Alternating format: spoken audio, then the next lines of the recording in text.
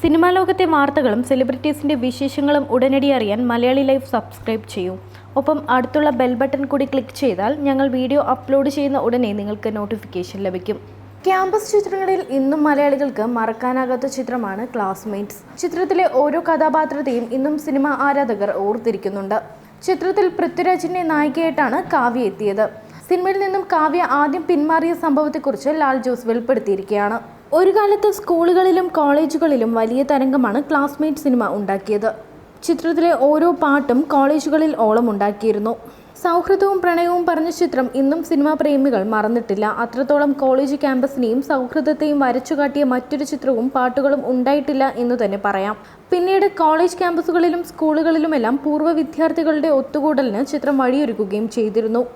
ലാൽ ജോസ് സംവിധാനം ചെയ്ത ഈ ചിത്രം പുറത്തിറങ്ങിയിട്ട് 13 വർഷങ്ങളാകുന്നു. പൃഥ്വിരാജ്, കാവ്യ മാധവൻ, ഇന്ദ്രജിത്ത്, ജയസൂര്യ, നരേൻ, രാധിക തുടങ്ങി ഒരു വലിയ താരനിര വേഷമിട്ട ഈ ചിത്രം മലയാളത്തിലെ സൂപ്പർ ഹിറ്റുകളിലൊന്നാണ്.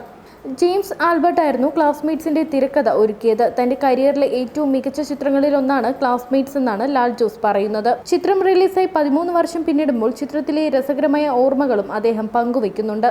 രാധിക അവതരിപ്പിച്ച റസിയ എന്ന വേഷം ചെയ്യാൻ കാവ്യ മാധവൻ ഏറെ ആഗ്രഹിച്ചിരുന്നുവെന്നും അത് അവർ തുറന്നു പറഞ്ഞപ്പോൾ താൻ ദേഷ്യപ്പെട്ടുവെന്നും ലാൽ ജോസ് പറയുന്നു.